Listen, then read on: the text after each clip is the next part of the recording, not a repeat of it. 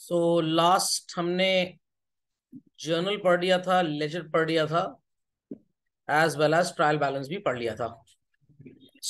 अगला टॉपिक या set of topics जो हमारे फास्ट ट्रैक रिवीजन सीरीज में आज टेकअप होंगे, दैट वुड बी कि कुछ ऐसा किया जाए जिससे हमारे जर्नल का लोड थोड़ा सा कम हो जाए, थोड़ा सा बर्डन रिड्यूस हो जाए। तो इट्स जस्ट लाइक दैट कि किसी घर में दो लड़के थे, एक की शादी हो गई तो माता जी का बर्डन थोड़ा सा कम हो गया। अब एक और की शादी अगर कर देंगे तो जो बड़ी बहू है उसका बर्डन भी थोड़ा कम हो जाएगा। तो क्या करना पड़ेगा हमको? हमको अपने सो कॉल्ड जर्नल को करना पड़ेगा सब divide. So everybody should put this heading in their revision copies. Subdivision of journal. तो जर्नल के सब डिविजन की रिक्वायरमेंट क्या है? पहली ही लाइन में सब लोग समझ गए होंगे। आई रिपीट चिल्ड्रन, पहली ही लाइन में सब लोग समझ गए होंगे, ताकि हम अपने जर्नल का लोड थोड़ा सा रिड्यूस कर पाए। एंड द क्वेश्चन अराइजेज कि ये सब डिविजन होगा कैसे? Subdivision constitutes two activities children. Which two activities? जहां पे आप सबसे पहले प्रिपेयर करेंगे what is called as journal proper. And journal proper को हम जर्नल प्रॉपर क्यों बोलते हैं? Because now it is maintained in a proper manner. And secondly, we have the maintenance of what is called as subsidiary books.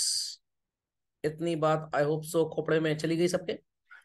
Subsidiary books की बात करें तो we have further 3 divisions in it. पहला division आपको मिलेगा where we record transaction related to goods. Second, we record transaction related to debts. And thirdly, we record transactions related to cash. Goods से related जितनी भी subsidiary books आप बनाएंगे, they are 4 in number children. First is named as purchase book. Second is called as sales book. Then it is purchase return book, and then it is sales return book. Credit में goods की अगर buying हो रही है so it will appear in purchase book. Credit में goods sale हो रहे हैं तो it will appear in sales book. Goods credit में खरीदे थे, now they are being return back, will appear in purchase return book. और गुड्स क्रेडिट में बेचे थे and now they are being return back by the customers, will appear in sales return book. Then related with debts we have 2 books in the sequence. One is known as bill receivable book and other is known as bills payable book. और अगर cash के transactions की हम बात करें, so children there are minor day to day expenses के जो cash transactions होते हैं, दे appear in petty cash book. And then we have all the transactions which may appear in a cash book. And ये cash book generally 3 तरह की होती है। It is single column cash book, it is double column cash book, and it is triple column cash book. समझ में आ गया? So moral of the story is this: credit purchase के transactions will go in purchase book and cash purchase transactions will go in cash book. Transactions pertaining to credit sale will go in sales book and those pertaining to cash sales will go in cash book. Goods were bought on credit, now returned back, ये purchase return में जाएगा। But goods bought for cash now return back, ये cash book में ही जाएगा क्योंकि इसका पैसा आपको तुरंत देना पड़ेगा या मिल जाएगा। Goods sold on credit and now return back, ध्यान देने वाली बात है, उधार में बेचा और वापस आया तो सेल रिटर्न में, कैश में बेचा और वापस आया तो कैश बुक में जाएगा।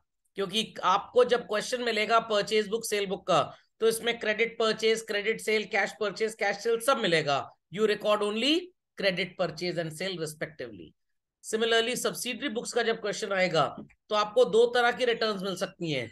Those goods which were bought and sold earlier on credit now return back, वो तो यहीं पे आ जाएंगे।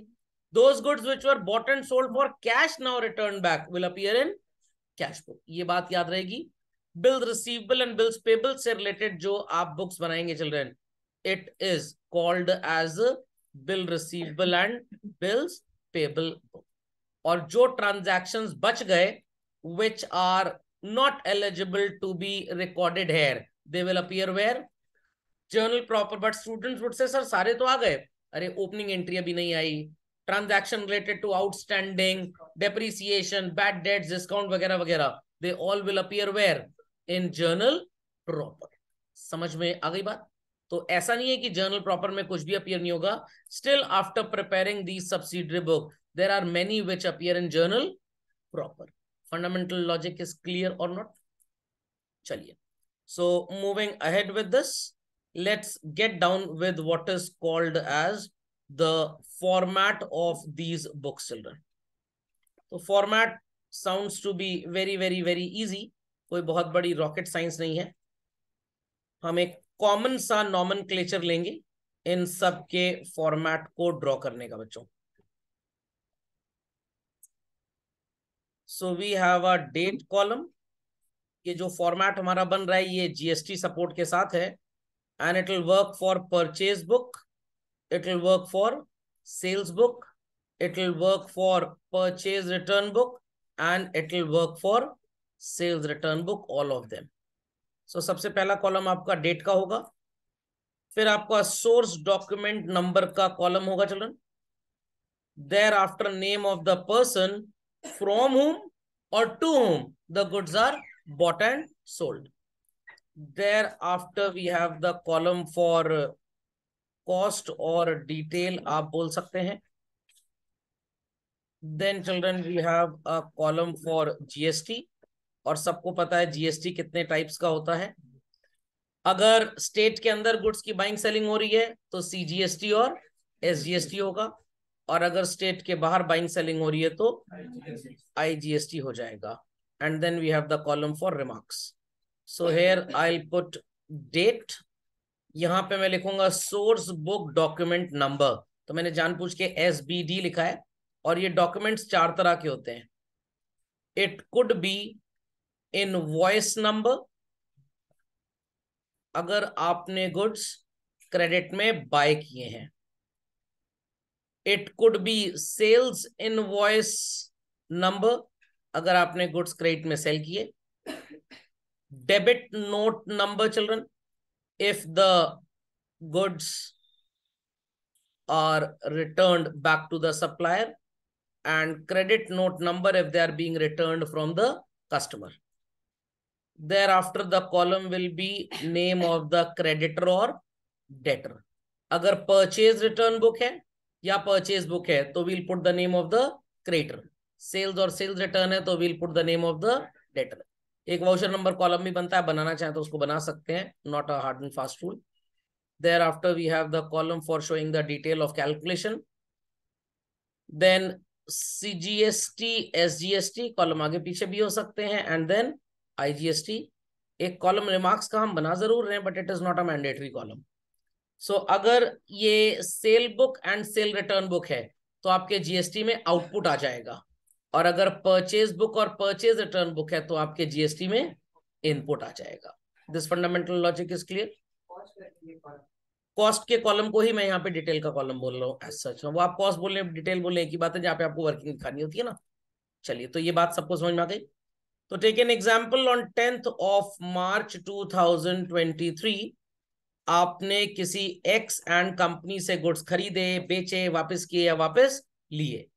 Let us say 10 pieces at the rate of 400 and 20 pieces at the rate of 300. So 10 into 400 would become 4,000 and 20 into 300 would become 3,000. So children, 6 and 4, what's the total now? 10,000 rupee. अब मान लीजिए इस पे 25% का ट्रेड डिस्काउंट है. Had there been anything like cash discount, तो आप उसको यहाँ ट्रीट ही नहीं करेंगे, because in that case the transaction would have been called as a transaction of cash purchase or sale. 7,500 रुपये पे आप अप्लाई करेंगे GST. For example it is 6% CGST and 6% SGST. तो 7,500 का 6% would be 450 rupees. So this would become 8400. We'll draw line below this. ये बात सबको समझ में आ गई? पक्का? अब यहाँ पे अगर आप एक कॉस्ट का कॉलम बनाते तो हम वहां पे 7500 लिख देते हैं। अब यहाँ पे सीधे हमारे पास जीएसटी के कॉलम में तो हेयर 850, हेयर 850 यहाँ पे डैश हो जाएगा, और आप लास्ट में एक कॉलम सो कॉल्ड कॉस्ट का ड्रॉ कर सकते हैं, और उस कॉलम में अपनी वैल्यू लिख सकते हैं 7500। तो कॉलम्स का कोई सीक्वेंस का हार्ड एंड फास्ट रूल नहीं है। Like I have drawn the remarks column, कुछ बुक्स में बना भी है, कुछ में नहीं बना। एक हम सबसे पहले वाउचर नंबर का कॉलम भी हम बना सकते हैं। तो those columns are not the standard columns, these are the mandatory standard columns जितने आपको नजर आ रहे हैं। ये अगर आप नहीं बनाएंगे तो your solution will be counted as highly incomplete solution. तो कॉस्ट का कॉलम आप चाहे तो डिटेल के ठीक बात बना लीजिए, then you can have the column for GST, या लास्ट में बना लीजिए, कोई फर्क नहीं पड़ता है। एनसीईआरटी तो इसको लास्ट में बनाता है, और उसको बोलता क्या है, कॉस्ट की जगह परचेज बुक में परचेज अकाउंट, सेल्स बुक में sales account, purchase return book में परचेज रिटर्न अकाउंट, और सेल्स रिटर्न बुक में सेल्स रिटर्न अकाउंट यहाँ पे कॉस्ट की जगह लिखा गया है। ओके, क्यों? बिकॉज यही वैल्यू परचेज अकाउंट में यहाँ से ट्रांसफर होगी, पोस्ट नहीं होगी, क्या होगी? ट्रांसफर होगी। Is that fundamental logic understood by all? Thereafter आप यहां से ट्रांसपोर्ट करेंगे परचेज अकाउंट में, thereafter children sales account में, परचेज रिटर्न अकाउंट में, एंड सेल्स रिटर्न अकाउंट में। Let me put the journal entries so that people are able to establish the connectivity very precisely. So आप entry लिखेंगे purchase account debit, input CGST account debit, followed by input SGST account debit to, मान लीजिए Mr X है, thereafter you have Mr Y and then Mr Z. So this is the connecting journal entry जिसके accordingly आपको ledger में put करनी है values. Similarly if it is a sales book तो आप क्या लिखेंगे? You will be putting X's account debit, wise account debit, ये टू सबके गायब हो जाएंगे। इंस्टेड ऑफ परचेज आप लिख देंगे to sales account, and thereafter children आपका ये जो इनपुट है ये बन जाएगा output CGST and output SGST. Had it been something like कि हमने स्टेट के बाहर से खरीदा है तो आप क्या लिख देंगे? IGST. Fundamental logic is clear? Similarly अगर परचेज रिटर्न का ट्रांजैक्शन होगा तब क्या लिखेंगे सर हम लोग? In that case you will have the journal entries titled as, जिसे वापस किया दे आर द रिसीवर्स, और जीएसटी का कंटेंट जो होगा that will be input. Children समझ में आ गई बात? Any doubts? Many doubts?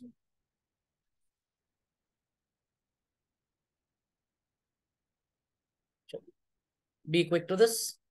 So I hope so these connecting entries are well understood by all. भाई कनेक्टिंग एंट्री समझ में आ गई सबको? चलिए, और सेल रिटर्न का ट्रांजैक्शन होगा तो आप जर्नल एंट्री क्या करेंगे? Connecting the entry would be sales return account debit,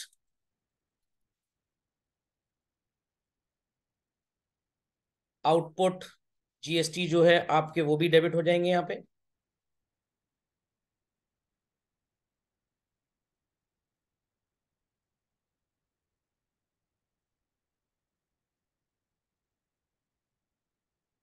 it's two X's account and two Y's account. Mr Z होंगे तो टू जेड अकाउंट भी लिख दीजिएगा। So people understood how to do the posting children?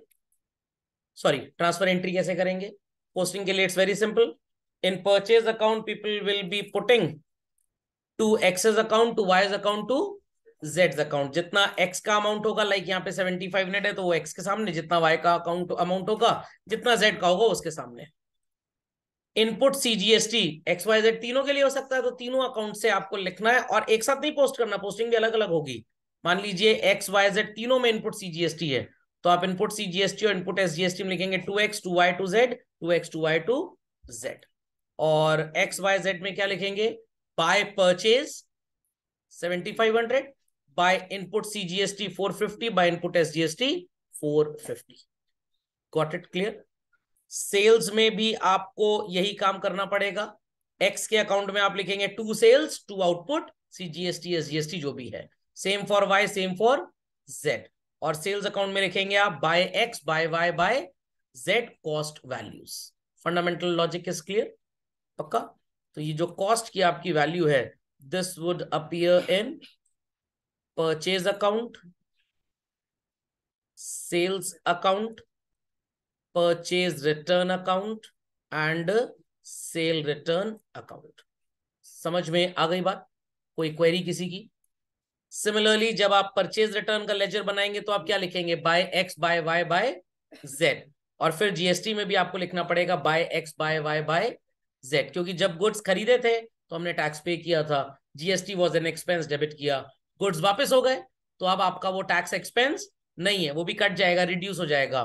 तो जैसे यहाँ input को debit किया, सिमिलरली यहाँ पे आपने इनपुट को क्रेडिट कर लिया। When you sold goods, you collected tax for the government. I repeat, you collected tax for the government. आपका नहीं है पैसा, तो आपके लाइबिलिटी है, तो आपने क्या कर दिया? क्रेडिट। और जब आपके कस्टमर गुड्स वापस कर गए तो भाई अब किस बात की लाइबिलिटी, जब गुड्स ही नहीं बिके तो आप अपनी टैक्स लाइबिलिटी कम करेंगे, डेबिट करेंगे। Understood this? सबको समझ में आ गया how account is to be drawn? पक्का? लेजर पोस्टिंग तो ऑलरेडी हम कल वाले सेशन में कर चुके हैं, तो लेजर पोस्टिंग करके आपको भी दिखाने की जरूरत नहीं पड़ेगी। So do update this super fast. So in the sequence, people understood how to draw what is called as these subsidiary books. ये तो बस आपको थ्योरी में याद रखना है कि डेट से related bill receivable, bills payable book होता है, पार्ट ऑफ प्रैक्टिकल सिलेबस में ये है नहीं। Let's continue with the types of cash book that we prepare. So cash book everybody knows की 3 तरह की होती है। Single column where we record only cash transactions, double column 2 तरह की है, cash with bank and cash with discount, and triple column में cash bank discount तीनों आता है। सीबीएसई स्टूडेंट्स के सिलेबस में सिर्फ और सिर्फ सिंगल और डबल ही है, बट हम पढ़ते ट्रिपल भी हैं, बिकॉज आपसे एग्जाम में सब पूछा जाता है। और अगर आप ट्रिपल कॉलम कैश बुक नहीं पढ़ेंगे तो बहुत सिंपल सी बात है कि आपको बीआरएस जैसा चैप्टर समझ में आएगा ही नहीं, because many a time transaction used to say that by mistake we have recorded in cash column or bank column or even sometimes in discount columns. So very quickly draw the format. Directly हम triple column का ही format बना रहे हैं।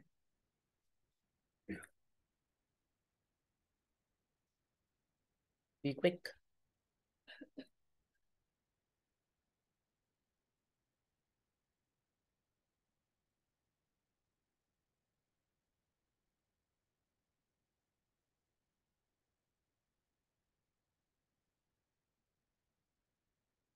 चलिए, first and foremost the column for date,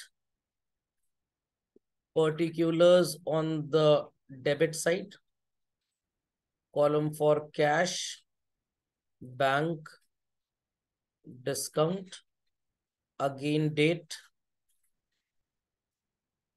particulars, cash, bank, discount. Credit side पे जो आपका cash का कॉलम है, it reflects payment, bank column reflects withdrawals and discount column represents discount received. Debit side में डिस्काउंट कॉलम अलाउड रिफ्लेक्ट करेगा, bank column deposit reflect करेगा और cash column receipt को रिफ्लेक्ट करेगा। सिर्फ एक आपको अनोखी चीज यहां पे जाननी है, there may be 2 type of transactions exclusively where cash is deposited into bank or cash is withdrawn from bank, not for personal use. Those entries are called as contra entries. Contra entries क्यों बोलते हैं? Because इनका dual aspect एक ही set of book में complete हो जाता है, तो that's why they are called as what children? Contra entries. Khopde में बात गई? पक्का? चलिए, सो बिजनेस स्टार्ट किया तो पोस्टिंग सबको पता है। एल्स कैश के केस में you will always and always have a positive balance, कभी भी कैश का नेगेटिव बैलेंस नहीं हो सकता। तो आपको इसे नोट डाउन करना पड़ेगा as to balance brought down, cash में भी एज वेल एज बैंक में भी. But in case of bank, in the previous month, if you have deposited less money but withdrawn more, you may have a negative balance, and that would be written as by balance brought down, जो आपको यहां पे लिखना पड़ेगा, यहां कभी नहीं हो सकता. So cash balance can only be positive, but bank balance could be positive, could be negative, it could be anything. Fundamental logic समझ में आ गया? पक्का? नेक्स्ट, चेक रिसीव्ड के ट्रांजैक्शंस बड़े इंपॉर्टेंट होते हैं. तो मेनी अ टाइम्स क्वेश्चन आपको लिख के देगा चेक रिसीव्ड, बट दूर दूर तक नहीं पता होगा whether this cheque has been sent to the bank or not. तो अगर क्वेश्चन में लिख के आता है कि cheque is received and sent to the bank immediately, in that case आपकी posting bank account debit to whosoever it is, आप इसे लिख देंगे. But if it is written that cheque is received but thereafter कोई भी information नहीं दिए कि वो बैंक में गया कि नहीं गया, तो कॉमन सेंस की बात है, ये आलू या बेसन तो है नहीं जो भजिया और पकौड़ी बनाएंगे आप. तो आप प्री अज्यूम करेंगे कि जब आपको जिस दिन चेक मिला, on the very same day it is sent to the bank. Fundamental logic is clear? तो अगर क्वेश्चन में ये बात नहीं लिखी that the check is sent to bank immediately or not, तो सबसे पहले आपको रिसिप्ट की जर्नल एंट्री करनी पड़ेगी, and that would be check in hand account debit to जिससे आपको मिला. और जब हमने उस चेक को कल को बैंक में भेजा, the entry would be what? Bank account debit to check in hand. तो बहुत ध्यान से सुनिएगा, when it is received and question में दिया है sent to the bank, immediately है तो कोई प्रॉब्लम ही नहीं है, तो मैंने एंट्री आपको पहले ही करके दिखा दी थी. But if it is said कि चेक मिला and thereafter it is sent to the bank, तो जिस दिन चेक मिलेगा that day you would do the entry cheque in hand to जिससे भी मिला, और जब बैंक में आपने भेजा तो एंट्री होगी bank account debit to cheque in hand. And when cheque is received but it is not mentioned whether it is sent to bank or not, you will do the entry assuming कि वो same day bank में चला गया. इतनी बात सबको समझ में आ गई? चलिए let's start with the question solving. चलिए, question visible to everybody I suppose. So it says enter the following transaction in 2 column cash book, but लिखा नहीं है 2 कॉलम बैंक वाली है कि डिस्काउंट वाली. अगर नहीं लिखा होगा तो बाय डिफॉल्ट आप इसे डिस्काउंट वाली नहीं मानेंगे, आप इसे बैंक वाली अज्यूम करेंगे. वैसे तो यहाँ पे कोई डिस्काउंट के ट्रांजैक्शन नहीं है, बाई चांस अगर होते, एक दिया हुआ है फुल सेटलमेंट का, तो कैश या बैंक वाली ही बाय डिफॉल्ट बनाई जाती है, बिकॉज कैश और डिस्काउंट तो टाइम पास कैश बुक है एकदम. ओके चलिए, so very quickly draw the format of double column cash book. हम अपने इसी फॉर्मेट को इस्तेमाल कर लेंगे जो हमने बनाया हुआ है. डिस्काउंट का कॉलम हम बना रहने देंगे, हटाएंगे नहीं. चलिए, ready everybody?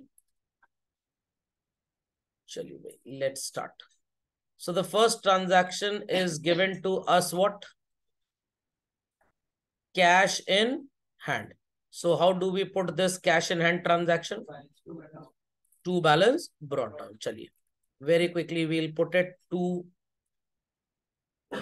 balance brought down. और कुछ बच्चों की आदत होती है बैलेंस को BAL करके लिखते हैं, मेरे को लगता है उनका नाम है बैल, तो वो शायद वैसे लिख देते होंगे. So to balance brought down, it is 3,50,000. So we'll put to balance brought down.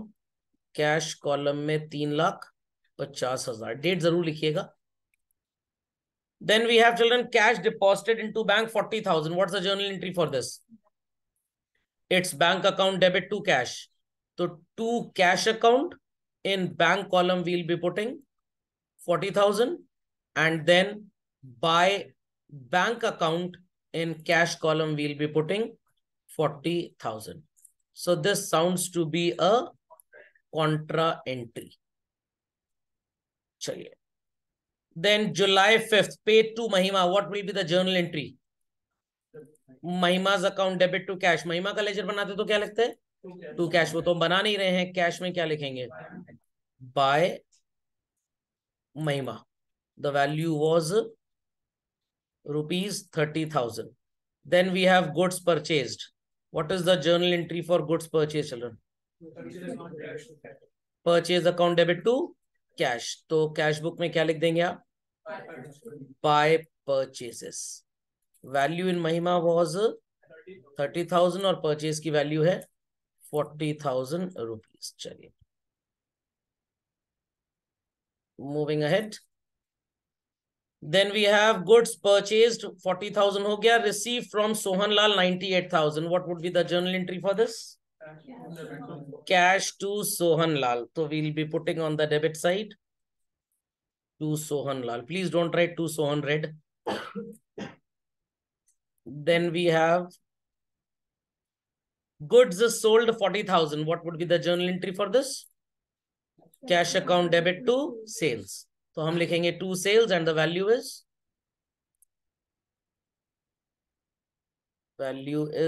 40,000 rupees. Then we have paid wages for the month. What would be the journal entry for this? So we'll be putting by wages account. The value is 29,000. Sorry, एक transaction छूट गया. Paid to Sawant. Paid to Sawant की journal entry क्या होगी भाई? Sawant to cash. तो credit side में आप लिखेंगे बाय सावंत. Value is 29,500. समझ में आ गया?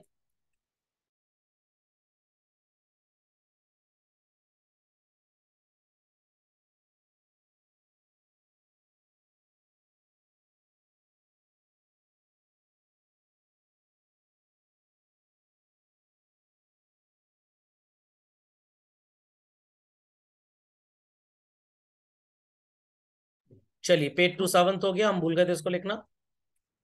There after we have paid wages for the month 50,000. What would be the journal entry for this? तो we'll be putting by wages account 50,000. And जो लोग पहले भी कंप्लीट कर लें, बैलेंस ना करें, बिकॉज मैं आपको बैलेंसिंग के लिए वो वाला कॉन्सेप्ट बताऊंगा जिसमें लिख के आता था excess of cash deposited into bank. Then लिखा है पेड इन फुल सेटलमेंट 39,000. तो 1,000 का डिस्काउंट हो गया. वैसे तो हमने ट्रिपल कॉलम बनाई है स्क्रीन पे, आपने डबल कॉलम बनाई होगी, तो मैं डिस्काउंट भी लिखूंगा, आप सिर्फ पेमेंट की एंट्री भी लिख सकते हैं. सो किसको पे किया हमने फुल सेटलमेंट में? क्या नाम था उस पर्सन का? सुशील. चलिए, सुशील को आपने 39,000 रुपीज दिया है. So we'll be putting by Sushil 39,000. आपके पास अगर डिस्काउंट का कॉलम है तो 1,000 वहां लिख लीजिए, नहीं है तो कोई बात नहीं. चलिए, then we have cash withdrawn for office use. What will be the journal entry for this? It's cash to bank. Bank से निकाला पैसा आपने. So आप डेबिट साइड में लिखेंगे to bank account. The value is 4,000. और क्रेडिट साइड में लिखेंगे by cash account. In bank column the value is 4,000. Because the entry got its both the aspects completed in cash book itself, तो हम इसे Contra बोलेंगे. July 30th salary paid through check. What would be its journal entry? So we'll be putting by salary account. How much? 4,000 था शायद. 15,000 था. हाँ, 15,000 था. चलिए, तो let's put 15,000 here.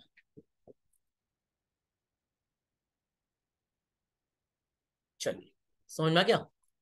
एक एडजस्टमेंट नोट कर लीजिए. All cash except rupees 7,000 is deposited into bank. मतलब 7,000 रुपए छोड़ के सारा का सारा पैसा आपने कहां पे जमा कर दिया? बैंक में. अब इसके लिए एक लॉजिक अप्लाई करेंगे आप.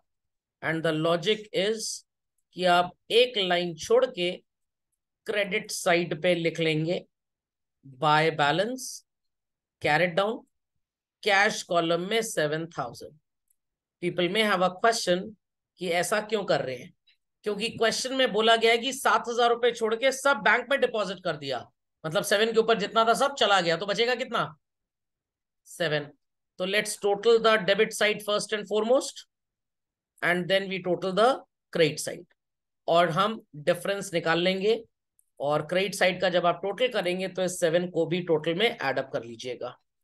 So children it is 3,50,000 plus 98,000 plus 44,000, ये आ गया 4,92,000 rupees. And credit is 40,000 plus 30,000 plus 40,000 plus 29,500 plus 50,000 plus 39,000, और ये 7,000 भी लपेट लीजिए, तो आएगा 2,35,500, और डेबिट आ रहा था 4,92,000। सो चिल्ड्रन 2,26,000 सॉरी 56,000 56,500 बैंक में डिपॉजिट हो जाएगा। सो कॉन्ट्रा एंट्री के अकॉर्डिंगली आप लिखेंगे टू कैश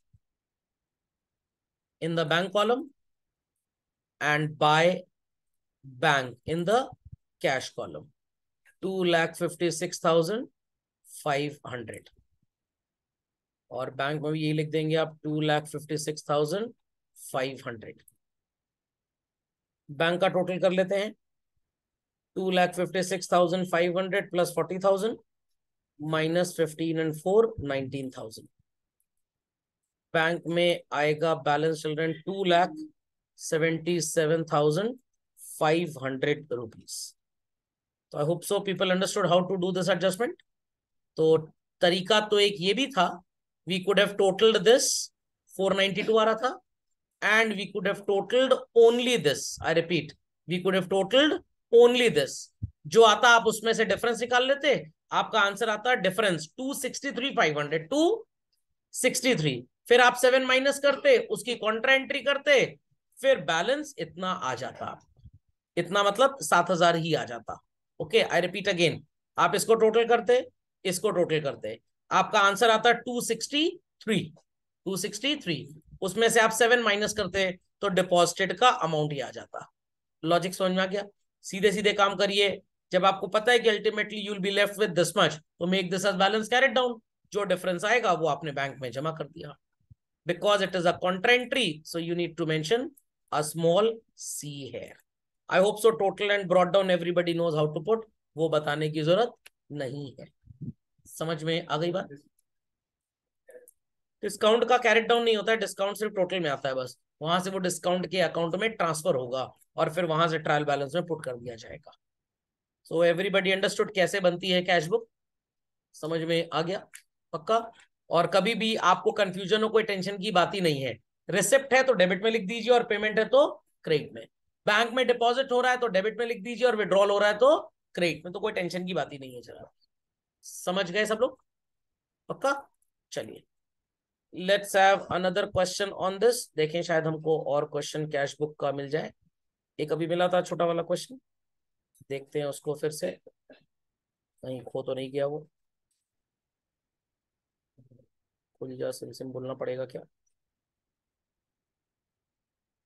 चलिए, लेट्स डू दिस क्वेश्चन। चलिए, it's on the screen.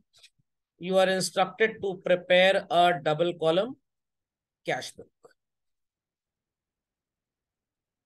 Children got it? Cash in hand भी लिखा है, कैश एट बैंक भी लिखा है। चलिए वेरी क्विकली, सुपर क्विकली एक खांचा खींच लेते हैं पहले तो।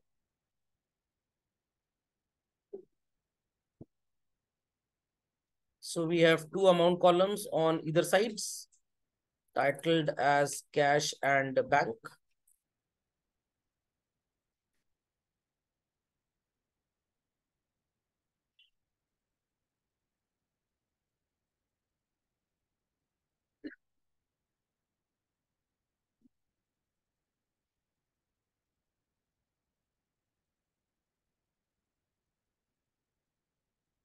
So it is date,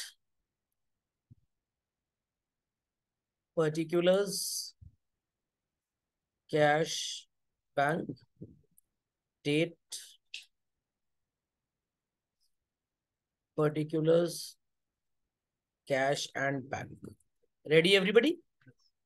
Cash in hand, cash at bank on September 1st. How will it be posted? To balance brought down. In cash column 90,000 and in bank column 40,000. Then children, it is September 4th, goods sold for cash. क्या होगी journal entry? Cash to sales. तो cash book में क्या लिखेंगे आप? To sales. In which column we will be putting this? Cash column. Journal entry में cash आ रहा है तो column is cash. Cash deposited into bank. What would be the journal entry, children, for cash deposited into bank? It's bank account debit to cash. So bank में आप क्या posting करेंगे? To cash. And the date is 9th of September. So we'll be putting to cash account. In bank column 35,000. And in bank, what we'll be doing the posting? By bank. In which column?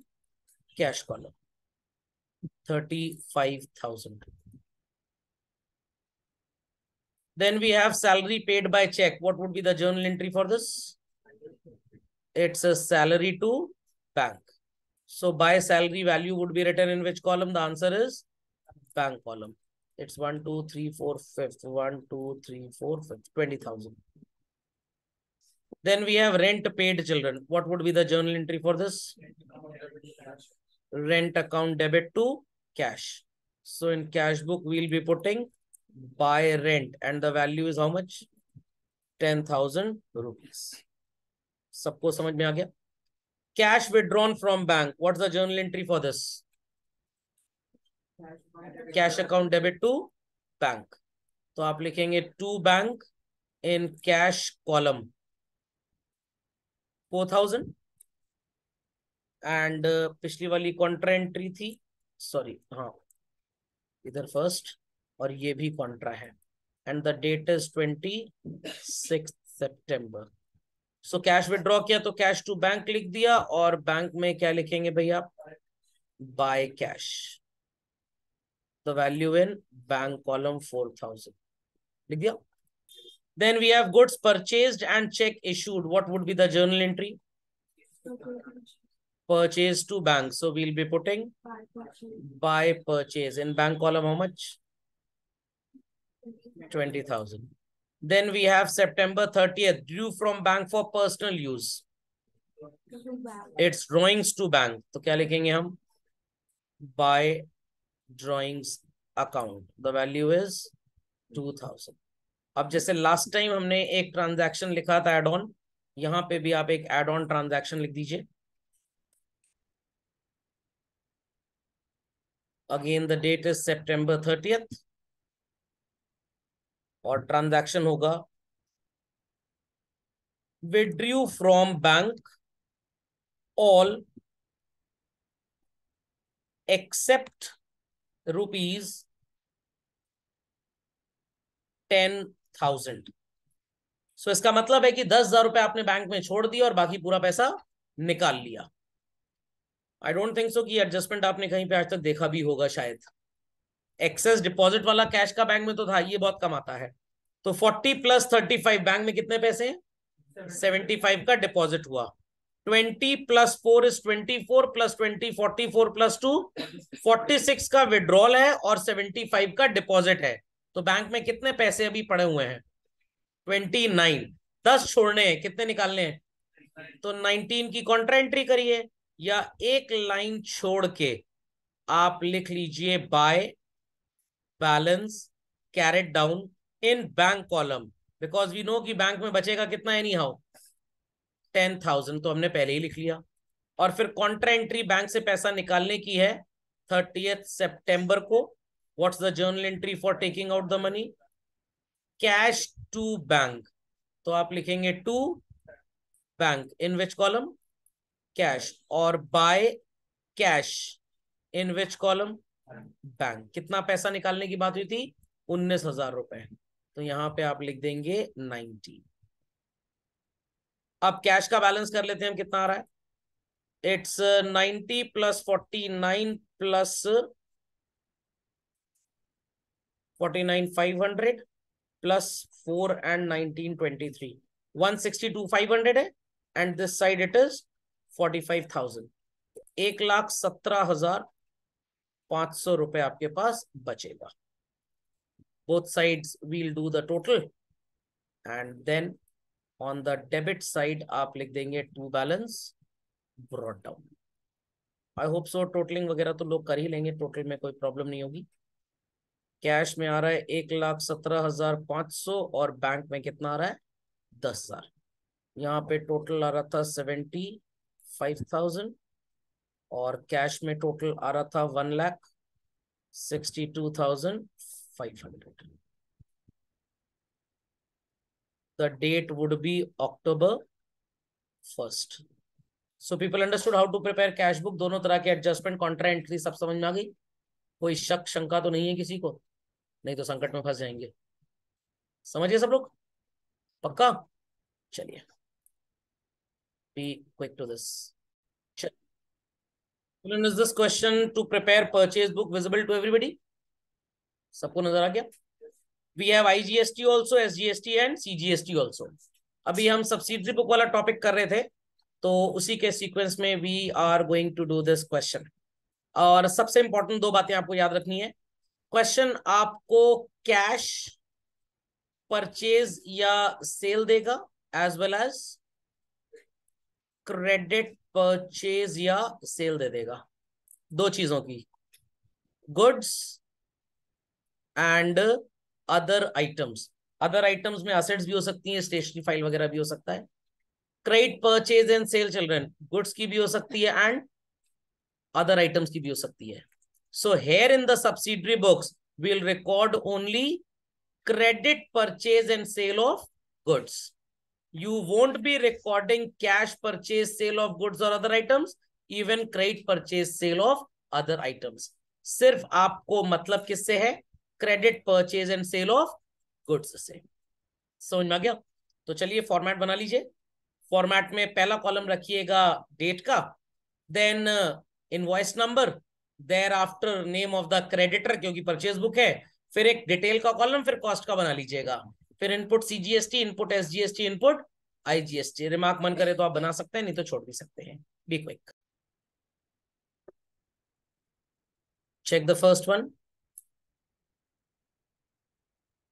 we'll be putting Ronak Traders Delhi। Date column में आएगा जुलाई 1st, invoice number में 2004।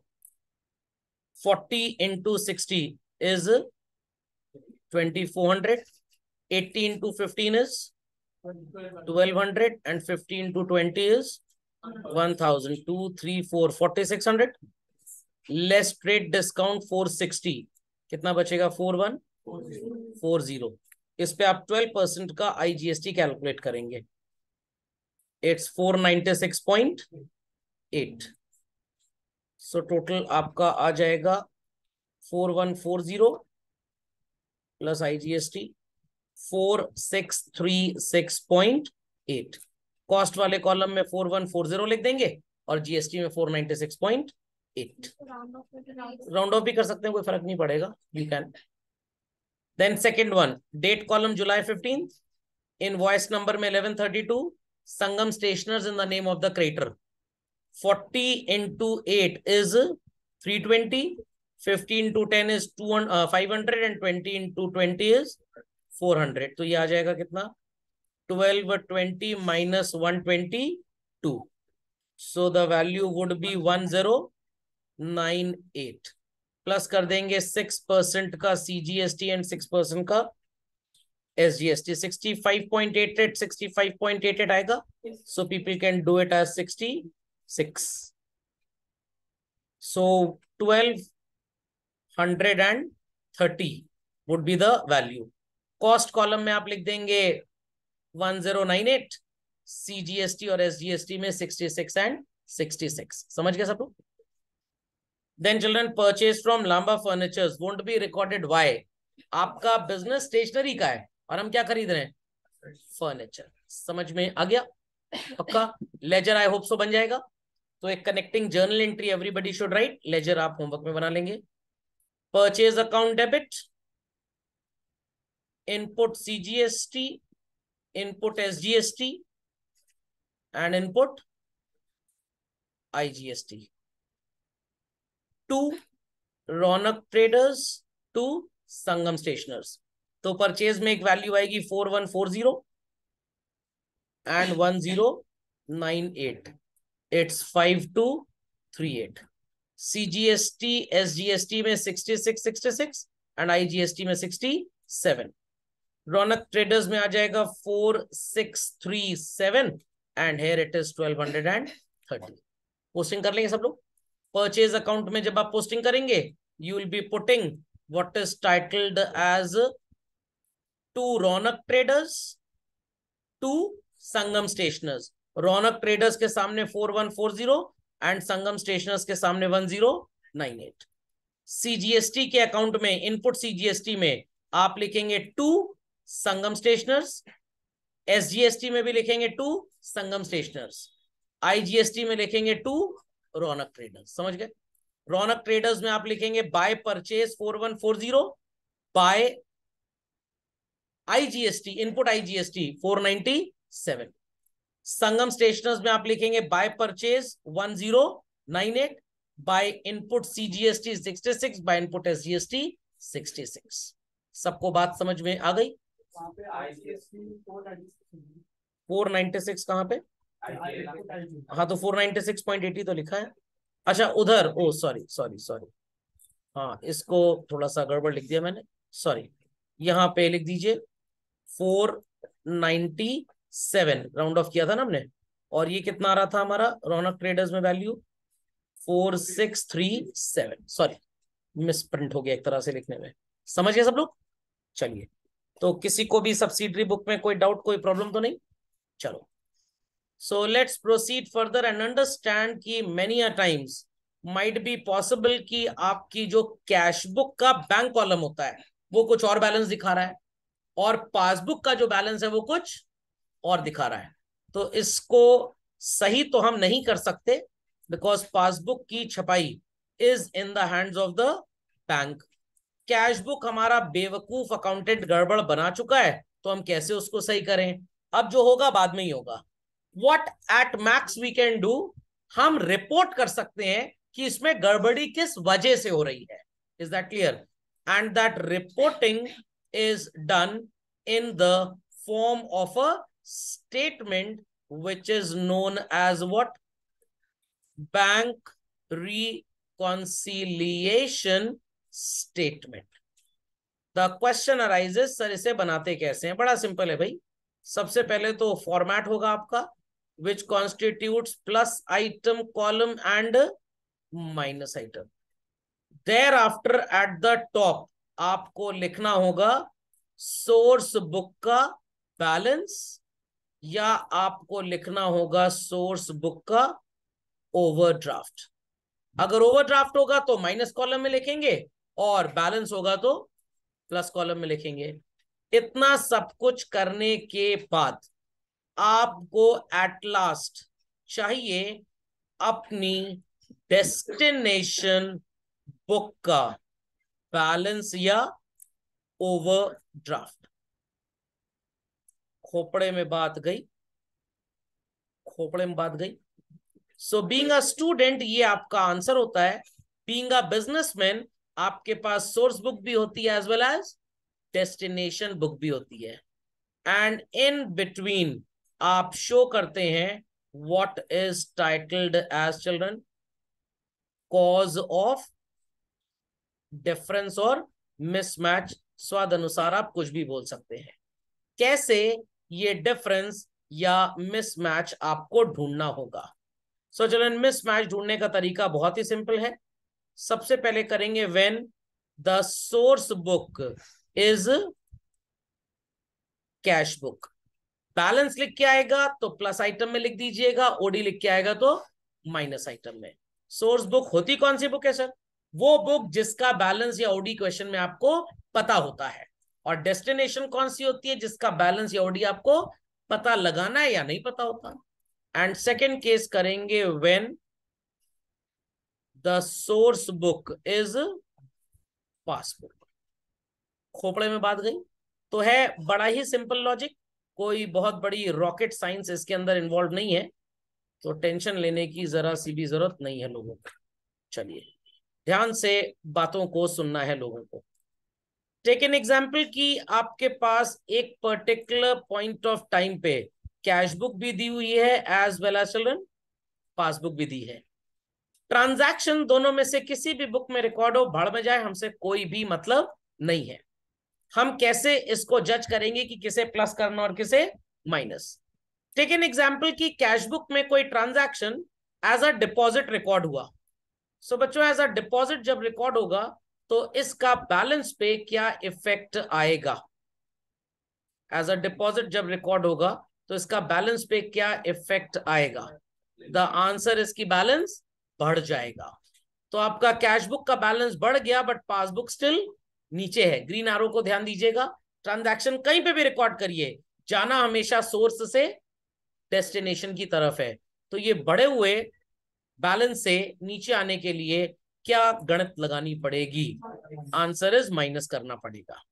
भूल जाइए upward drawn arrow को। मान लीजिए कि आपने कैश बुक में कोई ट्रांजैक्शन रिकॉर्ड किया which is a withdrawal as such. तो ये आपके कैश बुक के बैलेंस को क्या कर देगा बच्चों, कम कर देगा, डिक्रीज कर देगा, गिरा देगा। तो कैश बुक नीचे जा चुकी है बट पासबुक स्टिल ऊपर है। क्या गणित लगाई जाए। द क्वेश्चन इज कि हम इसको कैसे सही करेंगे, प्लस करके। भूल जाइए पिंक एरोज जो ऊपर नीचे ड्रॉ हुए हैं। एनी ट्रांजैक्शन जहां पे आपके बैंक अकाउंट में पैसा किसी ने डिपॉजिट कर दिया या आपने ही चेक दिया था, बैंक ने तो रिकॉर्ड कर दिया, बैंक पैसा ले आया, बट आप इसको लिखना कैश बुक के बैंक कॉलम में भूल गए, तो पासबुक में रिकॉर्ड कर रहा है, रिकॉर्डेड है, तो इसका बैलेंस बढ़ गया। तो डिपॉजिट हैज गॉन अप। अब आपको देखना है कि आपकी कैश बुक तो यहीं पे है बट पासबुक बढ़ी हुई है। तो कैश बुक से पासबुक पे जाने के लिए क्या करना पड़ेगा। द आंसर इज प्लस करना पड़ेगा। लॉजिक समझ में आ गया। तो तोते की तरह रटना नहीं है, सब वो हाथ से डांस करना सिखाया मैंने लोगों को, तो बस डांस ही करना है, समझ लीजिए। So now take an example कि बैंक से पैसे निकल गए और आपको कानो कान खबर भी नहीं लगी। इन that case it's a withdrawal. और विड्रॉल से इफेक्ट क्या आया, आपके बैंक में बैलेंस कम हो गया। कैश बुक तो यहीं पे अटकी हुई है, पासबुक नीचे जा चुकी है। कैसे कैश बुक को गिराएंगे। द आंसर इज माइनस करके। ये बात सबको समझ में आ गई। Similarly now we'll take an example कि जो हमारी सोर्स बुक है it is not cash book, rather it is children passbook. तो क्या करना है सर, बड़ा सिंपल है, बड़ा सिंपल है। आपके बैंक में किसी ने मनी डिपॉजिट कर दिया और आपको पता ही नहीं लगा। Which book does the transaction appears in, passbook में। It is acting as a deposit. तो आपका पासबुक का बैलेंस गया बढ़। मूव करेंगे हमेशा आप सोर्स बुक से डेस्टिनेशन की तरफ। तो पासबुक आपकी बढ़ी हुई है बट कैश बुक नीचे है, what to do, simple as that, आप कर देंगे इसे माइनस। आपके बैंक से पैसे निकल गए, आपको कानो कान खबर भी नहीं हुई। कैसे निकल गए, आपने चेक काट के दिया था, आप तो भूले बैठे थे क्योंकि बुद्धि कमजोर थी। Got it clear. आपके अकाउंटेंट ने चेक किसी को दिया बट बताना भूल गया, लिखना भूल गया, या बैंक चार्जेस थे, बैंक ने और कोई चार्जेस इंपोज किया आपके अकाउंट से, एनी हाउ पैसा निकल गया। तो it's a withdrawal or a deposit, it's a withdrawal. तो passbook has gone down but cash book अभी भी ऊपर है। What to do children, simple as that, आप कर देंगे इसे plus. Similarly, now the transaction may be recorded in cash book as a deposit. Cheque वगैरह कहीं से मिला था, कैश बुक में तो आपने लिख दिया बट बैंक में इस चेक को आपने भेजा ही नहीं, या भेजा ना लाइक बैंक वाले पैसा लेके नहीं आए। तो cash book balance has gone up, passbook अभी भी आपकी नीचे है। यहां से ऊपर कैसे जाएंगे बच्चों, सिंपल एज दैट, आप प्लस कर देंगे। देयर आफ्टर चिल्ड्रन, आपने किसी को चेक इशू किया, आपने कैश बुक की क्रेडिट साइड पे, दैट इज विड्रॉल साइड पे इसे लिख दिया, बट बैंक वालों ने इसका पैसा दिया ही नहीं। तो पासबुक तो यहीं पे अटकी है, cash book has gone down, what to do, simple as that, minus कर देंगे। इतनी कहानी सबको समझ में आ गई, पक्का। तो इसको अपडेट कर लीजिए अपनी कॉपी में फिर कुछ लोगों की खास रिक्वेस्ट आई थी कि सर वो अंडर कास्ट ओवर कास्ट में बड़ा प्रॉब्लम है, तो मैंने उनको बताया था कि प्रॉब्लम आज सॉल्व हो जाएगी। तो इसको पहले आप अपडेट कर लीजिए, then I will explain that even. तो लेट्स कंटिन्यू टू एक्सप्लेन कि भाई ओवरकास्टिंग का क्या इफेक्ट होता है। इसके लिए आपको ड्रॉ करना पड़ेगा, जैसे मैं ड्रॉ कर रहा हूं, cash book indicating bank column, और मान लेते हैं कि जो हमारा बैलेंस है यहाँ पे it is ₹10,000। Is that understood? Real value जो आपको यहाँ लिखनी थी is ₹1,000। Your balance carried down would have come how much? 11,000। But आपने गलती से ज्यादा लिख दिया। और कितना ज्यादा लिख दिया? This 1,000 was by mistake posted as 1,400। समझ में आ गया? तो 10,000 प्लस 1,000 किया था आपने, तो बैलेंस कितना आया था? 11। बट गलती से जब 1,400 आपने लिख दिया, तो आपका बैलेंस बच्चों कितना आ जाएगा? 11,400। So we call it as receipt side of cash book overcast। तो अल्टीमेटली आपके मुंह से जवाब क्या निकलेगा? That your balance increases. ध्यान दीजिएगा मेरी बात पे। कैश बुक का बैलेंस बढ़ गया चिल्ड्रन, कैश बुक का बैलेंस बढ़ गया। पासबुक नीचे है, क्या करेंगे? माइनस कर देंगे। खोपड़े में बात गई, समझ में आ गई बात? आई रिपीट अगेन, 10,000 के साथ 1 लिखना था, बैलेंस वुड हैव बीन 11। आपने 10,000 के साथ 1,400 लिख दिया, बैलेंस कितना हो गया? 11,400। तो ओवरकास्टिंग का नतीजा क्या निकला? बैलेंस भी बढ़ गया। तो जब कैश बुक का बैलेंस बढ़ जाएगा, कैश बुक ऊपर चली जाएगी और पासबुक नीचे है, क्या करेंगे? माइनस आइटम में आप लिख देंगे। समझ में आ गई बात? समझ में आ गई बात? पक्का? चलिए एक कैश बुक और बना लेते हैं, और यहां पे इंडिकेट करेंगे, इसी कैश बुक में इंडिकेट कर लेते हैं। पहले आप इसको फिल कर लीजिए, फिर मैं इसी में अंडरकास्टिंग सिखाता हूँ। बिग भाई चलो लेट्स प्रोसीड फर्दर। अब यहाँ पे इसी ओवरकास्ट को चेंज कर देंगे। So take an example that 1,000 की जगह आप गलती से लिख बैठे ₹800। How much children? 800। तो your balance would be what now? 10,800। So moral of the story is this, that the balance decreases। Balance decreases. Cash book नीचे चली गई, पासबुक ऊपर है, what to do? Simple as that, plus कर देंगे।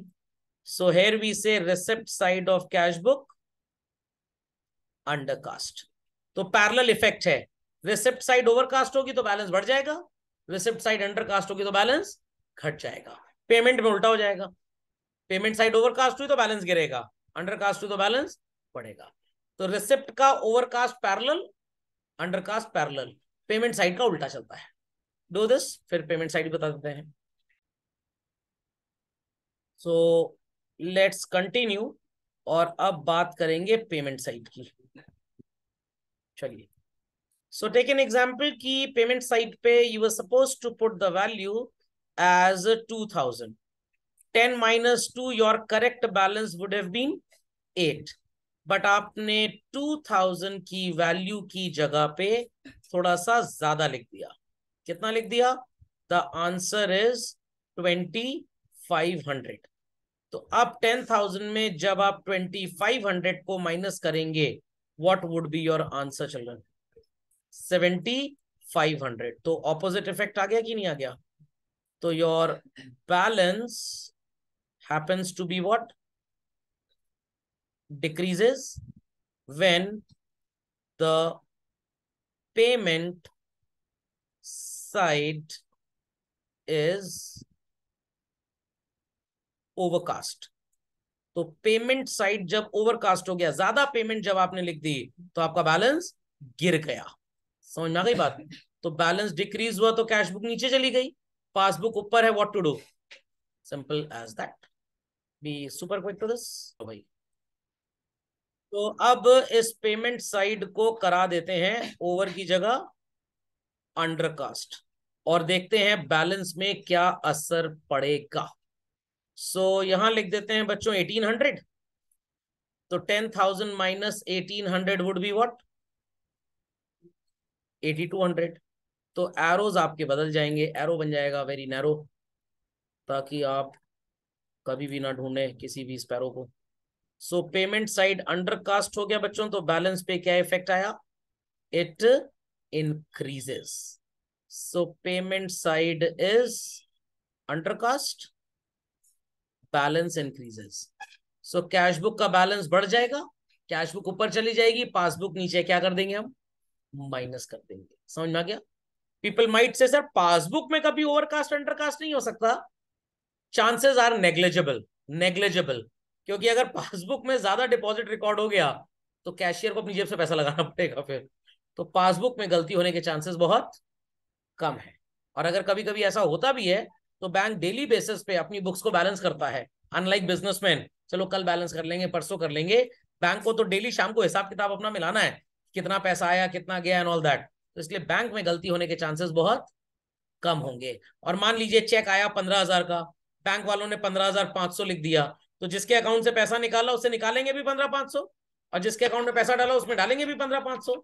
जिसके में पैसा आया वो तो फील हैप्पी हो जाएगा, और जिससे पैसा निकला वो अगले दिन बैंक मैनेजर के केबिन में रीबॉक का शूज लेके पहुंच जाएगा। समझ में गया? तो इसलिए बैंक में जनरली गलती लॉन्ग टाइम तक नहीं चलती है। प्रैक्टिकल रीजंस है ये। Fundamental logic is clear. भाई आपने 15,000 जमा किए, आपके अकाउंटेंट ने ज्यादा कम लिख दिया, समझ में आती है बात। बैंक वाले तो गलत नहीं लिखेंगे। पता लगा बैंक ने 15 की जगह 16 नोट कर लिया, शाम को 1,000 कैश शॉर्ट हो गया, तो गलती होगी नहीं। और अगर चेक का क्लियरेंस है, किसी अकाउंट से 15,000 निकालना है, बैंक के क्लर्क ने 20,000 की एंट्री कर दी, तो जिससे पैसा निकाला जिसके अकाउंट से 20 निकाल लिया, वो कल सुबह पहुंचेगा रीबॉक और एडिडास का जूता लेके कि हमने तो 15 की चेक साइन की थी, 20 कैसे निकल गया। तो जनरली बैंकिंग एंड्स पे गलती नहीं होती। और जमाना था कभी पहले थोड़ी बहुत होती भी थी। एज ऑफ टुडे तो चेक स्कैन किए जाते हैं बेसिकली। तो अगेन वहां पे एआई इतना स्ट्रांग है कि वो गलती होने नहीं देता। कुछ बैंक में तो एआई इतना स्ट्रांग है कि अगर सिग्नेचर में 2 डॉट हल्के से दाएं बाएं लग गए, वो चेक ही डिसऑनर कर देता है। इतने भयंकर एआई रखे हुए हैं। जैसे होता है ना, घर में कागज इतने संभाल के रख दिया कि इतना संभाल के रखा है कि याद ही नहीं आ रहा कहाँ रखा है। ओके, तो ऐसा यहाँ पे भी हो जाता है। चलिए खैर, let's continue with the question on bank reconciliation statement. चलिए, आपके सामने ही मिल गया चिल्ड्रन, रोनित रॉय जी का क्वेश्चन है ये। और यहाँ पे तो सर ये बताया ही नहीं गया कि सोर्स बुक कौन सी है। देख लेते हैं कहीं, पहले तो ये नहीं लिखा हुआ, नहीं लिखा हुआ यहाँ पे। सो कॉल्ड लिखा है prepare statement reconciling the bank balance as per cash book with that shown by the bank passbook as on 31st March. कुछ मेरे को प्रिंटिंग का नहीं है लिखा हुआ है चिल्ड्रन, लिखा हुआ है आपको यहाँ बीच में लिखा हुआ मिला, दोनों ही मिले हैं, कैश बुक भी मिला है और सोर्स बुक। इससे अगर स्टार्ट करेंगे तो ये आंसर आएगा, इससे स्टार्ट करेंगे तो ये आंसर आ जाएगा। तो इन माय ओपिनियन आप सोर्स बुक को अज्यूम कर लें एज कैश बुक। आप इससे स्टार्ट करेंगे और ये आपका आंसर होगा। समझ में आ गया? समझ में आ गया? आपको पूरे ट्रांजैक्शन लिखने की जरूरत नहीं है। Balance as per cash book debit है, 234,135 लिखेंगे, 1 2 3 4 5 6, सॉरी 1 2 3 4 7 8 9 10 नंबरिंग कर लीजिए और वैल्यूज प्लस माइनस में लिखते जाइए। पूरा स्टेटमेंट में अभी एक्सपेक्ट नहीं कर रहा हूं आपसे कि आप लिखेंगे। ओके, चलिए बी क्विक। तो check issued but not presented का मतलब क्या हुआ कि आपने चेक दिया, कैश बुक का बैलेंस गिर गया, बट बैंक में ये प्रेजेंट नहीं हुआ, तो कैश बुक गिरी और पासबुक ऊपर है, क्या करेंगे? प्लस आइटम में चला जाएगा।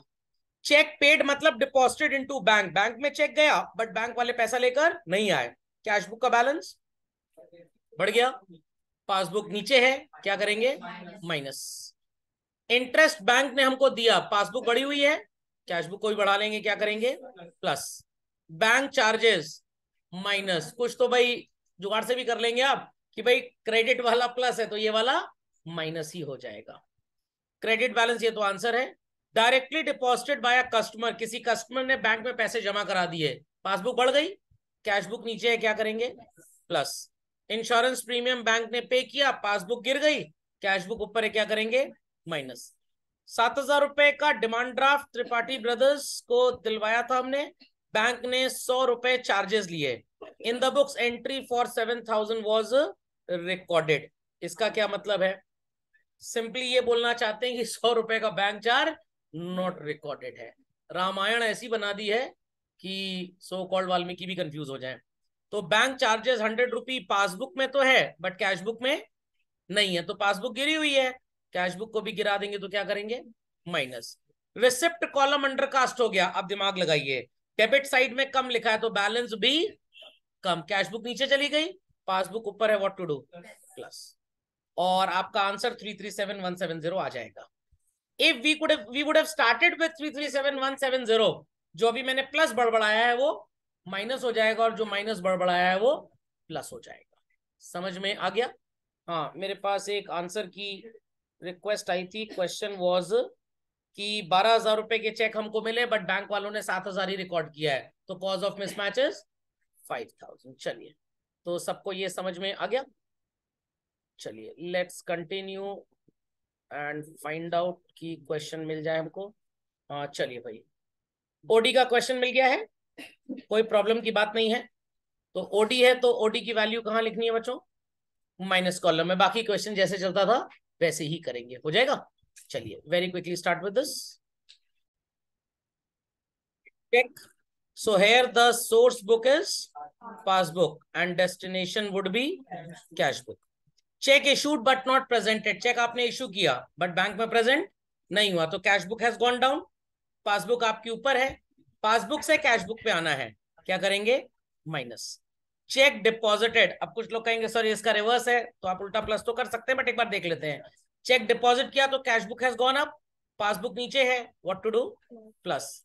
Payment receive directly by bank, किसी ने बैंक में पैसे जमा करा दिए, passbook has gone up, cash book नीचे है, व्हाट टू डू? क्योंकि पासबुक से कैश बुक पे जाना है। बैंक चार्जेस डेबिटेड, पासबुक आपकी नीचे जा चुकी है, कैश बुक ऊपर है, क्या करेंगे? Plus. Premium on life policy पे किया हमने 1980, passbook has gone down, cash book ऊपर है, क्या करेंगे? Plus. Bill of 2000 retired by bank under a rebate of 10%, मतलब बैंक ने पेमेंट किया 1800 का बट हमने कितना रिकॉर्ड किया? 2000, तो passbook goes down by 1800, cash book goes down by 2000, तो कैश बुक 200 से ज्यादा गिरी है और पासबुक कम गिरी है, तो 200 को माइनस करना है। Got it? इंटरेस्ट बैंक ने 2 बार लिख लिया, लिखा है ना, सॉरी कैश बुक में 2 बार लिख गया, तो एक बार अज्यूम करेंगे पासबुक में है, कैश बुक में एक बार फालतू आ गया, cash book has gone up, passbook नीचे, what to do? Plus. Cheque of 5,000 issued on 2 जनवरी, ध्यान से देखिएगा, आपका जो बीआरएस है वो दिसंबर का है, चेक आपने 2 जनवरी 19 अगले साल दिया, अगले महीने दिया, not presented to bank till 5th, तो जब आपने किसी को चेक दिया वो बैंक में लेके गया ही नहीं, पासबुक में कोई रिकॉर्ड ही नहीं है, और आपकी भी कैश बुक है, कब रिकॉर्डेड है? नेक्स्ट मंथ, दिसंबर में ही नहीं, क्या लिखेंगे आप? No entry. तो वाइल मेकिंग बीआरएस आपको रोमन 8 लिख के आगे लिखना पड़ेगा, नो एंट्री या no record, something like that. समझ में आ गया? चलिए, आई होप सो इन टेस्ट पेपर्स के सारे क्वेश्चंस आप कर रहे हैं लगभग। तो कल वाले सेशन में रहेगा हमारा डेप्रिसिएशन एंड रेक्टिफिकेशन। समझ में आ गया? रिसेंटली वो चैप्टर्स आपने पढ़े थे इसलिए उसमें कोई बहुत ज्यादा रिवीजन की भी खास जरूरत नहीं है, बट देन 2 सीक्वेंस में है तो करेंगे ही करेंगे। If there is any doubt do ask children, else we will meet tomorrow.